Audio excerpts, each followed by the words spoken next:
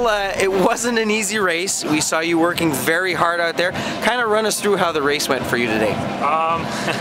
It's never easy. The race started out, I mean, most of the climbs on the course were followed by gradual descents. So it started out actually pretty aggressive right off the bat. Guys were trying a lot of attacks, but they quickly be reeled back in on the descents after each climb. So I thought, you know, the best thing to do would just be to kind of float in the field for the first few laps and just get a feel for the race and see who's doing what and how it's going to play out.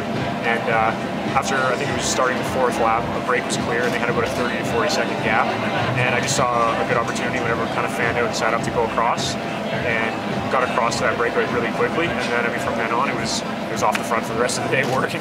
We saw you talking to a lot of the guys, actually a stern talk throughout some of the passings here at the start-finish line.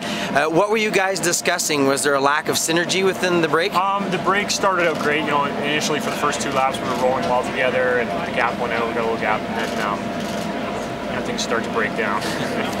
and quickly, you know, it got more and more disorganized, and there were a few guys in there, like myself, that were feeling pretty strong. Really, we just wanted guys to keep rolling, just to try to maintain that gap, because you know, thought we had a shot at winning the race. And for the most part, I was just trying to rally guys, trying to be positive. I was, you know, just being encouraging and trying to be, you know, not spend the whole day chit-chatting, but you know, trying to just rally the guys to keep riding. And it was working. Most of us did want to keep riding, but you know, whenever you have a few guys sitting on, every time you do a turn, you look at the guy sitting on, and you start to think, well, he's having a pretty easy day. So you start to question it. And yeah, there was probably once or twice when I had a stern shouting at the guys, but that's pretty standard. You know, you're just trying to keep them moving. And after a little while, that next group came up to us and the break swelled to, I think it was about 25 guys. And it was about that time when we started to throw down some more serious attacks. And as soon as they caught us, it split again, and we were gone with 8 or 9 guys. And sure enough, that group started attacking one another again, and the laps were ticking down, and the gaps holding.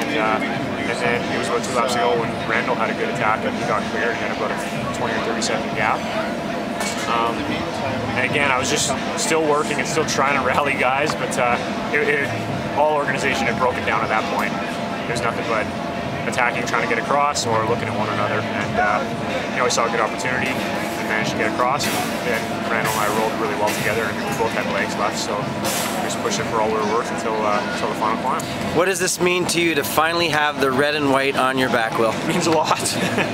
Yeah, like I think I said to a few other people, I've been thinking I had a shot at this since the junior mountain bike days. I've been on the podium before mountain biking. I've been in the top 10 on the road, or podium Espoir.